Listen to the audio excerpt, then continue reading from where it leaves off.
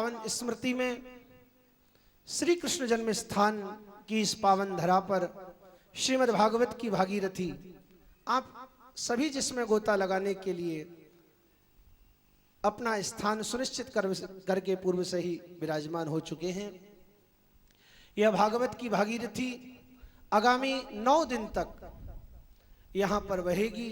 श्री यमुना जी यहाँ पर हैं ही, भागवत के रूप में भागीरथी गंगा जी भी यहाँ आई हैं और ज्ञान की सरस्वती इस अप्रतिम स्थान पर बहने वाली है। आपको यहीं बैठे बैठे त्रिवेणी में भी स्नान करने का आनंद प्राप्त होने वाला है। इस कार्यक्रम को हम विधिवत प्रारंभ करें उससे पूर्व गोपाल वैष्णव पीठाधीश्वर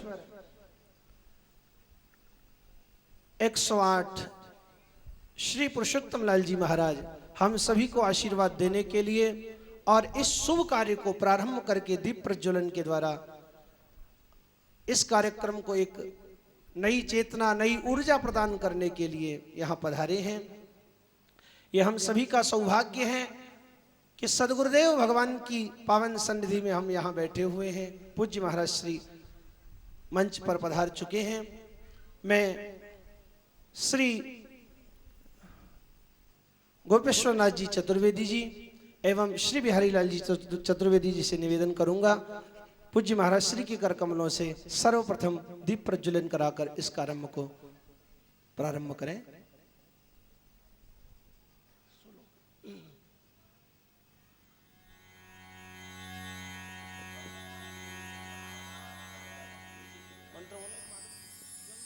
बोलिए सद्गुरुदेव भगवान की जय। यं ब्रह्म वेदांत विदो वदन्ति परे प्रधानं पुरुषंस्तथान्ये विश्वोद्गते कारणमीश्वरं वा तस्मै नमो विघ्न विनाशनाय।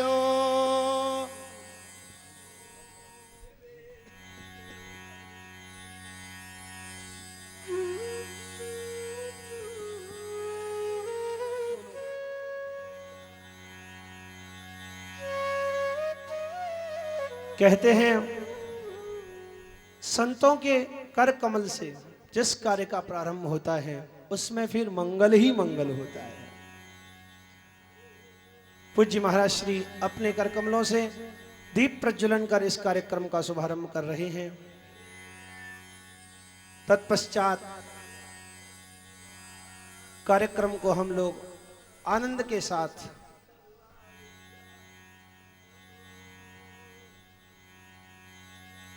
कार्यक्रम का लाभ प्राप्त करते हुए अपने आप को धन्य एवं कृतार्थ करेंगे।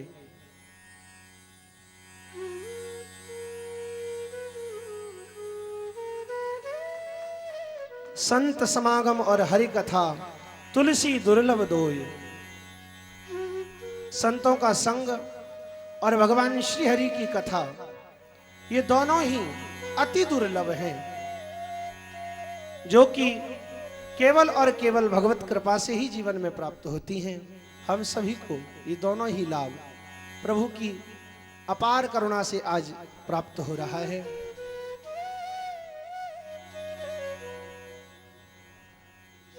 पूज्य महाराज श्री के द्वारा दीप प्रज्वलन का कार्य संपादित हुआ। तत्पश्चात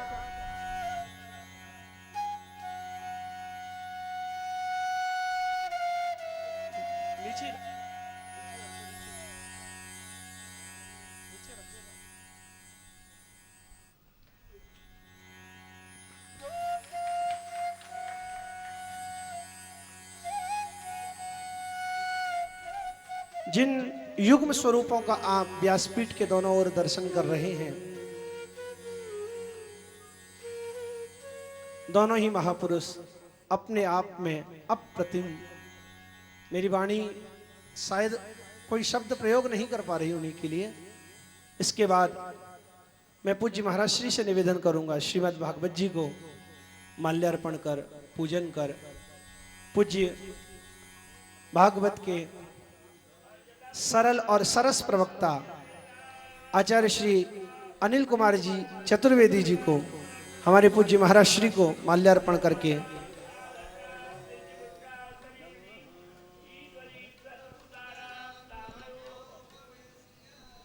निगम कल्प तरोर गलितं फलं शुक मुखाद मृतद्रव। मैं श्री गोविश्वनाथ जी चतुर्वेदी जी एवं पूज्य श्री बिहारी लाल जी से निवेदन करूंगा, बाबा महाराज का माल्यार्पण कर स्वागत करें। और हम सभी लोग जितना हमारे अंदर उत्साह है उतने ही उत्साह के साथ जबरदस्त करतल ध्वनि के साथ पूज्य महाराज श्री का स्वागत करेंगे।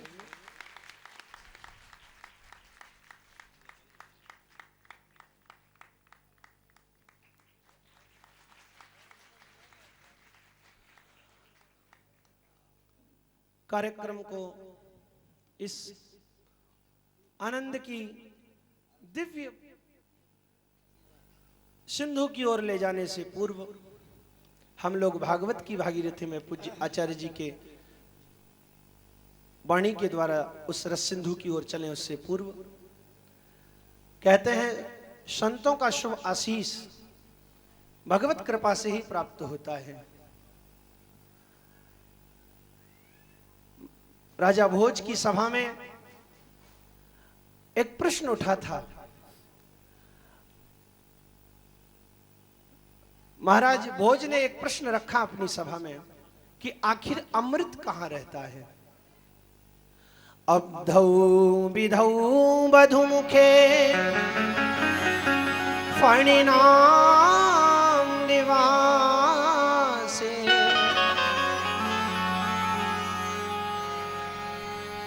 किसी ने कहा अवधि समुद्र में अमृत रहता है, किसी ने कहा क्षीर सागर में अमृत रहता है, किसी ने कहा शेष जी के निवास स्थान क्षीर सागर में अमृत रहता है, किसी ने कहा चंद्रमा में अमृत रहता है, किसी ने कहा बधुमुख में अमृत निवास करता है। लेकिन महाकवि कालिदास से किसी ने प्रश्न किया, भगवान आप भी तो बताइए अमृत कहां है।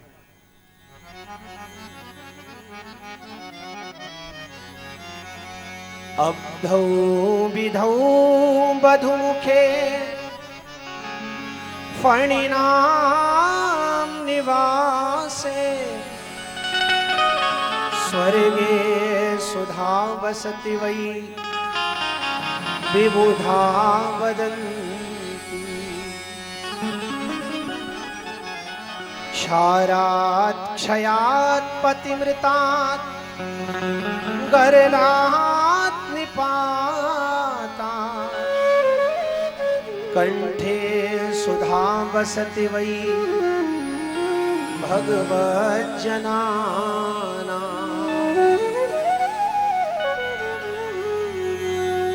महाकवि कालिदास ने कहा, भैया यदि समुद्र में अमृत होता तो समुद्र का जल कभी खारी नहीं होता।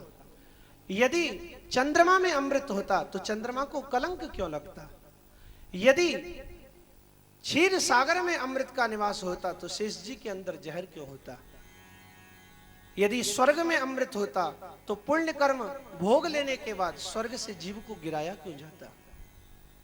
और यदि बधुमुख में स्त्री के अधर में अमृत का निवास होता तो उस स्त्री के पति का मरण ही क्यों होता। अर्थात इन कहीं भी जगह पर अमृत का निवास नहीं है। अमृत तो केवल और केवल अमृत बहे है सदा संतन की वाणी। अमृत तो केवल महापुरुषों की वाणी से ही प्राप्त होता है।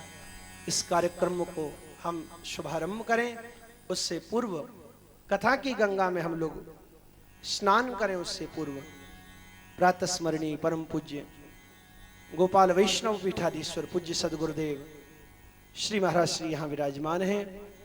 मैं आपसे आपके श्री चरणों में दंडवत प्रणाम करते हुए निवेदन करूंगा, प्रार्थना करूंगा, हम सभी भक्तों को संक्षेप में आशीर्वचन प्रदान करते हुए हमारा मार्गनिर्देशन करें, ताकि हमारी रति मति गति श्री गोपाल जी के चरणों की ओर और अधिक प्रवाह से बहने लगे।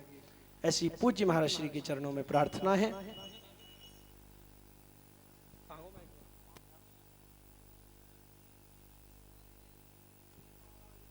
महाराज की जय।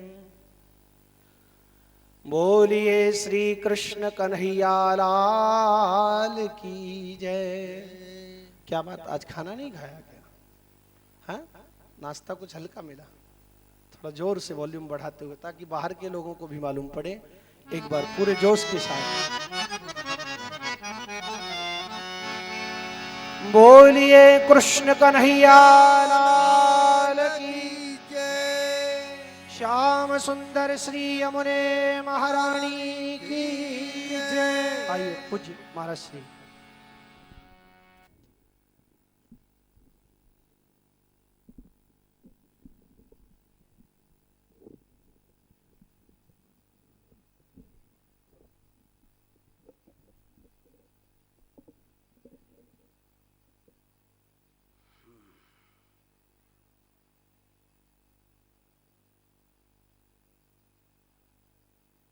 प्रातः स्मरणी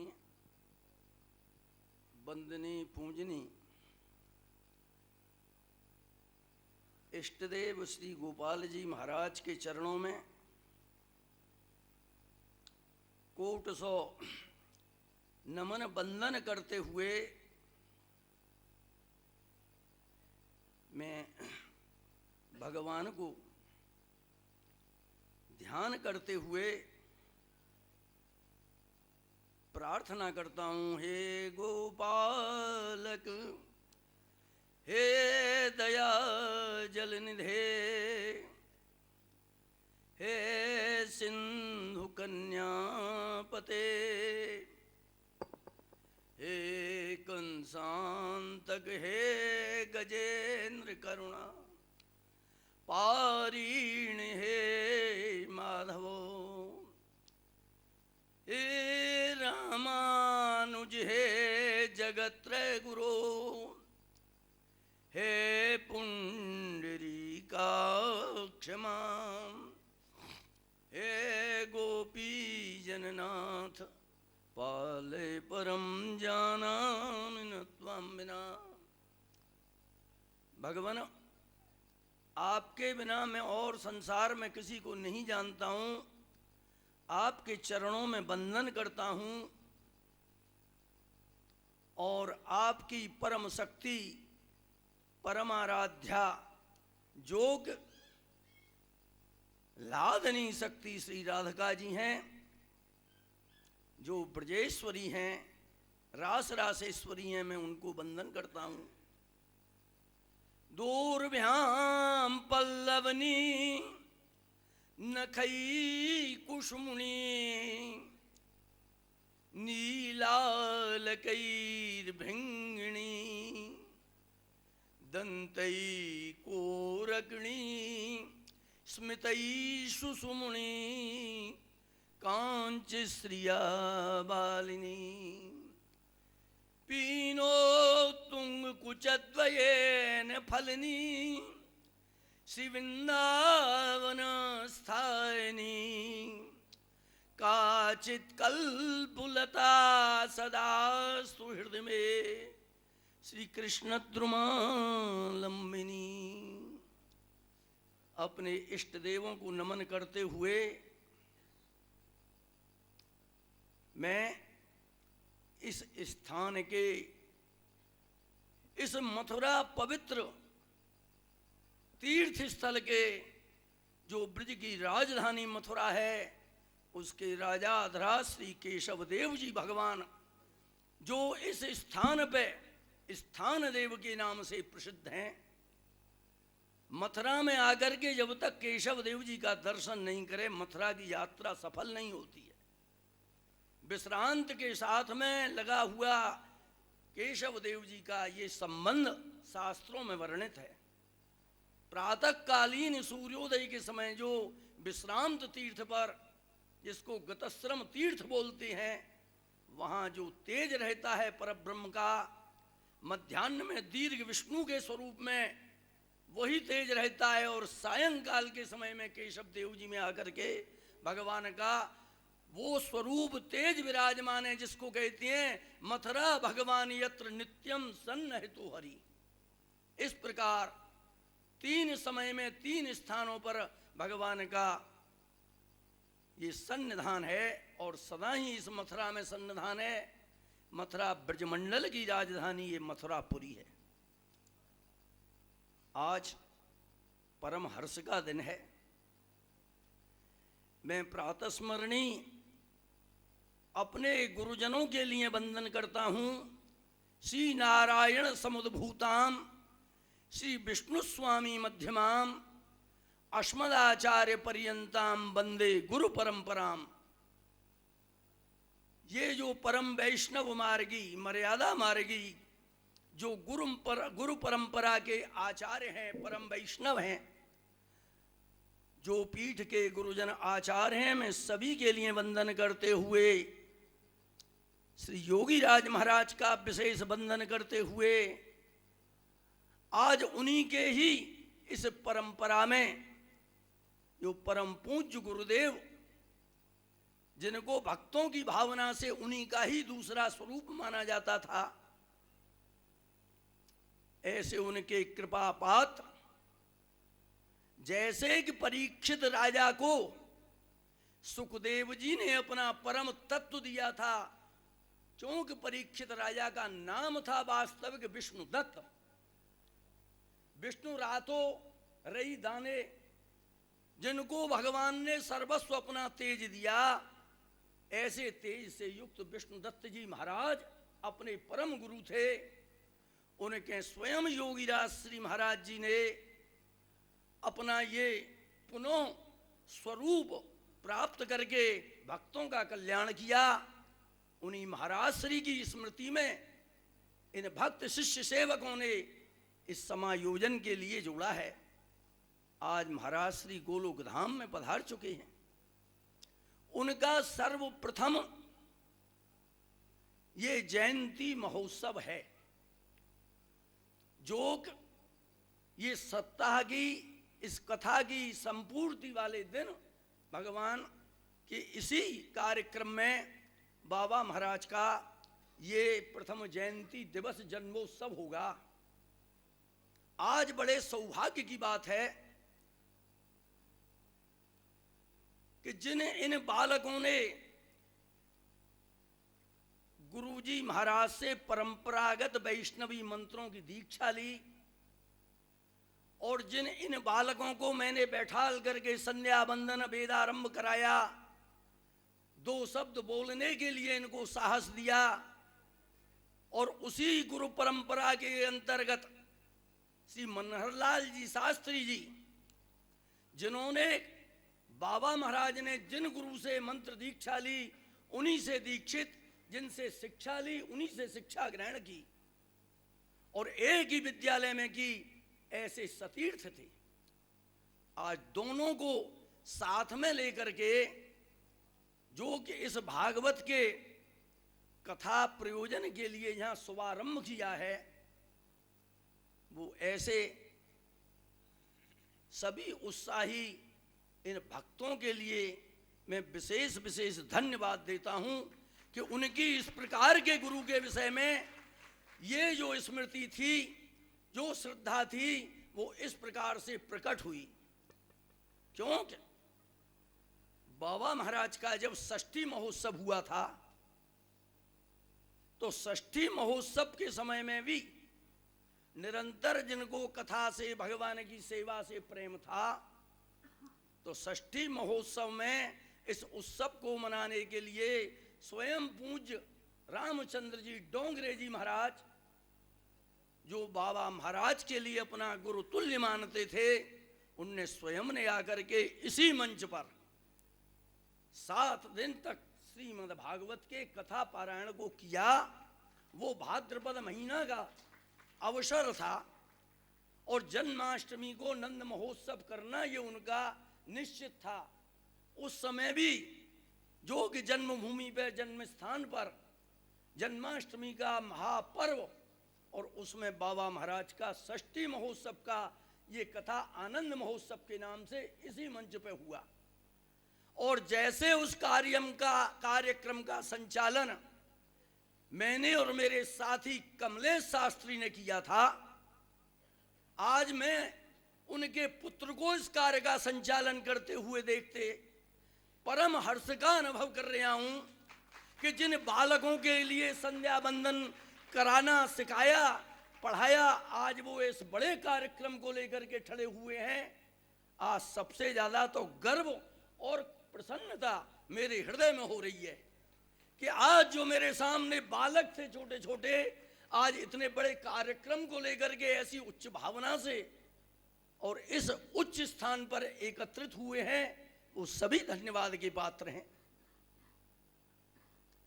ये या प्रकार श्रीमद् भागवत की कथा जिसका शुभारंभ होने जा रहा है, पहले ही कहा है कथा चात्र भविष्यति, तो यहां कथा होगी, अन्य कोई दूसरी वार्ता नहीं होगी।